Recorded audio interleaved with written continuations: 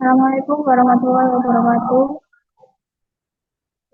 Di sini saya Nia Zaroya Nanda dengan NIM 11335, Sejarah Ahmad Putri 1132144, Salsabila Alicia Putri 1132151, Nasma Jaida Azhara 1132152, dan Krisna Ridana Wulandari 1132153 akan menjelaskan mengenai konsep penyakit dan hasil perawatan pada pasien osteoporosis.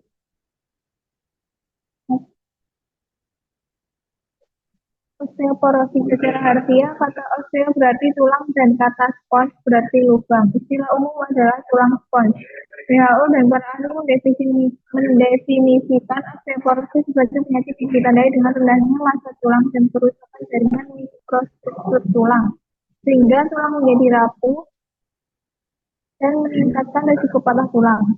Osteoporosis adalah suatu kondisi di mana tulang menjadi tipis, rapuh, keropos, dan mudah patah akibat penurunan massa tulang dalam jangka panjang.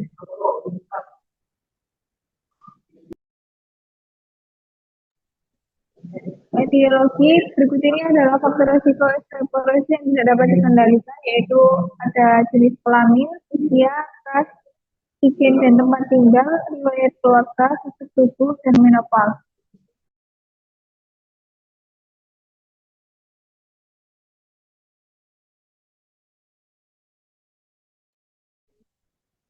Selanjutnya, manifestasi klinis. Pasien osteoporosis tidak memiliki gejala sebelum patah tulang. Awalnya osteoporosis tidak menimbulkan gejala apapun, bahkan hingga puluhan tahun tanpa keluhan.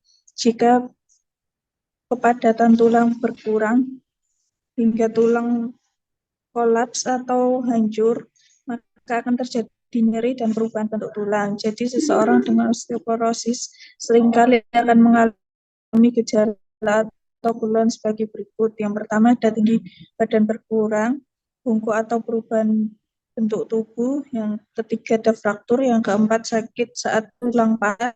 Yang kelima, punggung semakin melengkung. Next.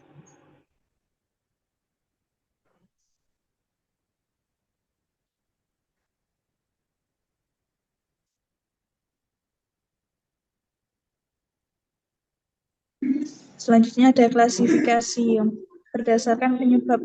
Terdapat dua jenis utama osteoporosis menurut Stardi 2013, yaitu yang pertama osteoporosis primer. Osteoporosis primer adalah osteoporosis yang bukan disebabkan oleh proses alami. Osteoporosis dikaitkan dengan hilangnya massa tulang atau berhentinya produksi hormon, terutama pada wanita melebihi usia. Osteoporosis primer dibagi menjadi dua, yaitu osteoporosis primer tipe 1 dan osteoporosis primer tipe 2. Yang kedua, osteoporosis bundar. Jika disebabkan oleh berbagai kondisi atau penyakit klinis, seperti infeksi tulang, tumor tulang, penggunaan obat-obatan tertentu, dan imobilisasi jangka panjang. Next.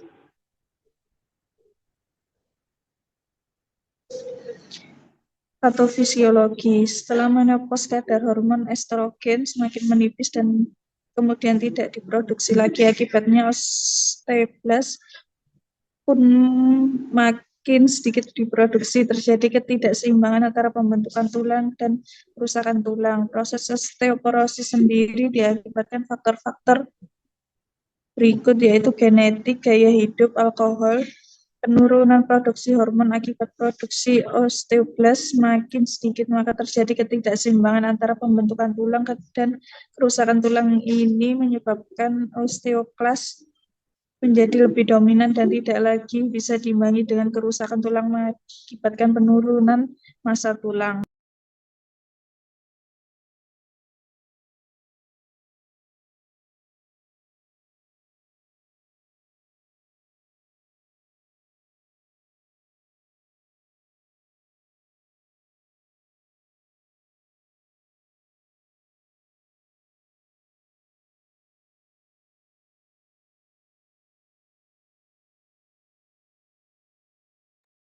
Selanjutnya yaitu pathway.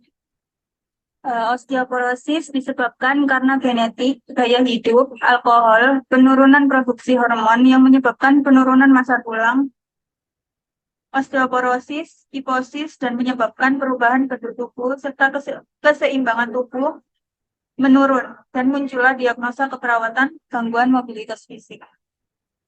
Penurunan massa tulang disebabkan karena kemunduran struktural jaringan yang menyebabkan kerapuhan tulang dan fraktur yang menimbulkan diagnosa keperawatan nyeri dan defisit perawatan diri.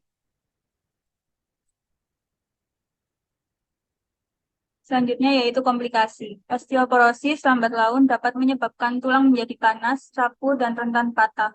Osteoporosis seringkali menyebabkan patah tulang, fraktur kompresi pada vertebra toraks dan lumbal, fraktur cervix, femoralis, dan trochanterica, serta fraktur pergelangan tangan dapat terjadi. Patah tulang, terutama pada tulang belakang atau panggul, merupakan komplikasi osteoporosis yang paling serius. Dalam beberapa kasus, patah tulang belakang dapat terjadi meski pasien tidak terjatuh. Tulang-tulang penyusun tulang belakang bisa melemah hingga titik terendah. Hal ini menyebabkan sakit punggung, kehilangan tinggi badan, dan postur tubuh membungkuk ke depan. Pemeriksaan penunjang ada 4. Yang pertama, catat dan lakukan pemeriksaan fisik, kemudian pemeriksaan laboratorium, pemeriksaan massa tulang, dan ronsen.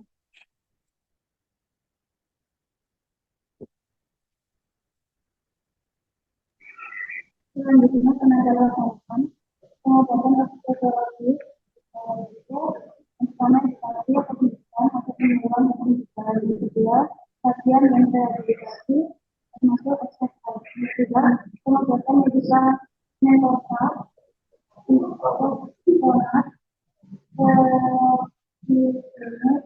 kulit hormon,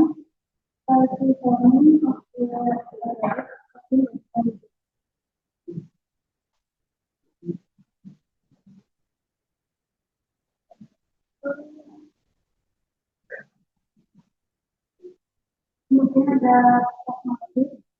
Jika osteoporosis terjadi aman, jika kondisi ini tidak dari kronis, risiko osteoporosis dapat dikurangi melalui pendidikan di sekolah, olahraga, dan perawatan saya akan tahu. Kemudian kata ulang dalam juga sangat umum terjadi dan dapat menyebabkan fokus elektronik dan risiko tinggi mengalami.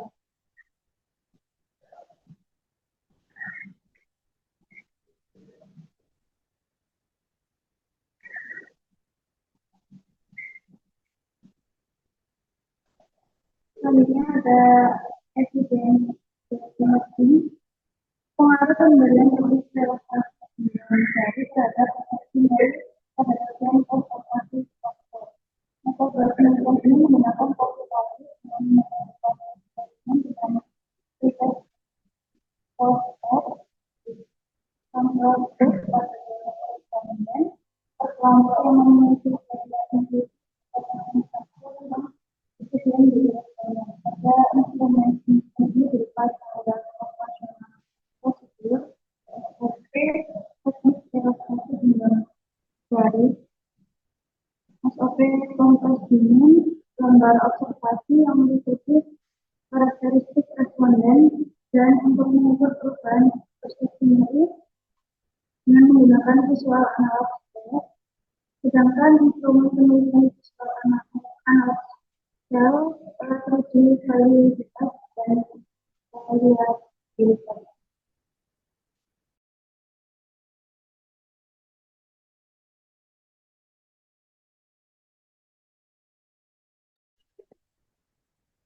Selanjutnya yaitu ada leaflet. Apa sih osteoporosis? Osteoporosis juga dikenal itu sebagai pengeroposan tulang. Osteoporosis adalah penyakit tulang sistemik yang ditandai dengan rendahnya massa tulang dan perubahan mikrostruktur pada jaringan tulang yang menyebabkan tulang lebih rapuh dan peningkatan kerentanan terhadap patah tulang. Selanjutnya yaitu ada faktor risiko. Yang pertama jenis kelamin, yang kedua hormon, Yang ketiga, riwayat keluarga. Yang keempat, ukuran tubuh. Dan yang kelima, kurangnya vitamin D. Selanjutnya yaitu ada tanda dan gejala.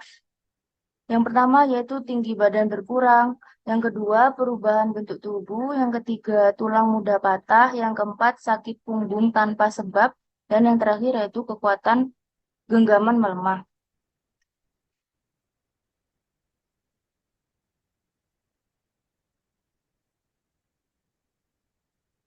Selanjutnya yaitu ada cara untuk mencegahnya. Yang pertama yaitu olahraga teratur. Selanjutnya mencukupi kebutuhan kalsium, hindari minum bersoda, memperhatikan asupan vitamin D, mengkonsumsi suplemen kalsium, hindari merokok dan alkohol. Selanjutnya yaitu ada pengobatan. Yang pertama kita bisa melakukan edukasi atau penyuluhan untuk pencegahan osteoporosis. Yang kedua, latihan dan rehabilitasi termasuk exercise.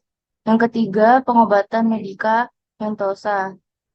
Bisfosfonat, reloxifen, terapi suli hormon, dan kalsitonin osteoanabolik. Dan yang terakhir yaitu evidence-based nursing. Kita mengambil pengaruh pemberian teknik relaksasi genggam jari terhadap persepsi nyeri pada pasien post-operasi fraktur. Hasil penelitian ini telah menunjukkan pemberian teknik relaksasi genggam jari pada pasien osteoporosis dengan nyeri akut dinilai efektif. Dibuktikan dengan perbedaan yang signifikan antara tingkat nyeri sebelum diberikan intervensi dan sesudah diberikan intervensi.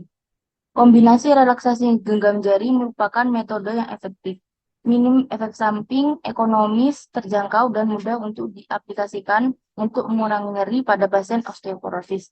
Selain itu, untuk memaksimalkan hasil penelitian ini, maka peneliti menyarankan kepada peneliti selanjutnya untuk meneliti dengan jumlah sampel yang lebih banyak. Baik, sekian presentasi dari kami, kurang lebihnya mohon maaf. Wassalamualaikum warahmatullahi wabarakatuh.